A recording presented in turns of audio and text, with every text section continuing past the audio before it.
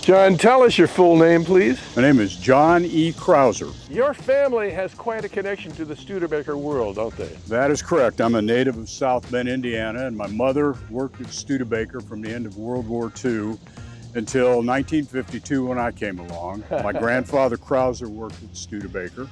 My dad's favorite Uncle John worked at Studebaker. Now, what were they doing at that factory? Well, I'm not sure on my grandfather's role. I know he was in UAW number 5, like my dad's Uncle John, and I knew Uncle Johnny, and I knew what he did. He was a body shop man, and as a little boy, I always was fascinated by his forearms. It seemed to be that big. I mean, he'd make Popeye look skinny. Uncle Johnny worked in the body shop, and I have his buffer.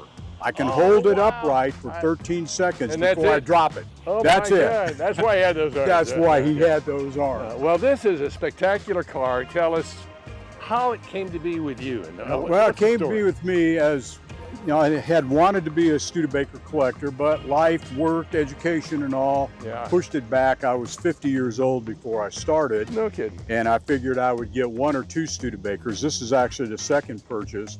And we found this in Anniston. There was a Studebaker collector there, and he did not have the time to really work on it. So I saw it in an ad and drove over. We made a deal, and I got it, and it ran okay, and it looked okay.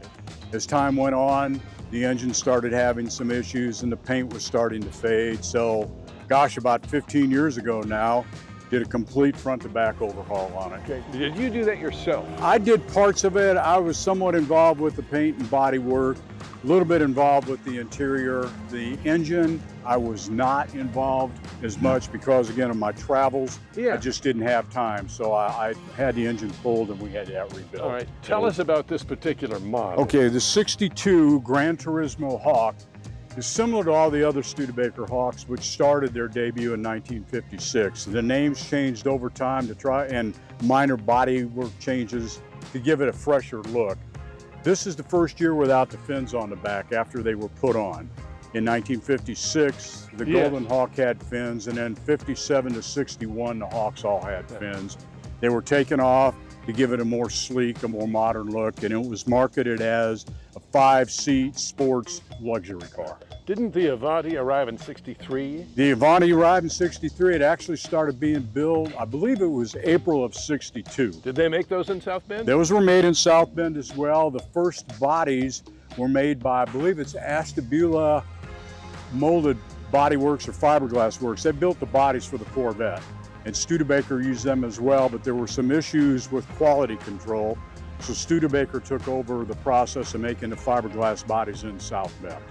Was air conditioning an add-on, or was that a factory option? It was a factory option in this car, but this is an add-on. This is vintage air that was out of San Antonio, Texas. Okay. But you could have gotten air conditioning on this car in '62. Very similar to what this system looks like, the original Studebaker system looked like. Would you tell us the relationship with Packard engines in these cars? Didn't they exist at a certain time? They existed for 1 year only. And what year was that? 1956 Golden Hawk had the Packard 352. And that was considered an engine that had 275 horsepower. Studebaker didn't have anything close at the time, so that's why it was put in. There's a misconception that the reason the engine didn't continue being put in Studebaker is because it was too heavy. Fact of the matter is that Studebaker 289 that's in this car weighs about 685 pounds. Studebaker overbuilt this engine for real high compression, which did not happen.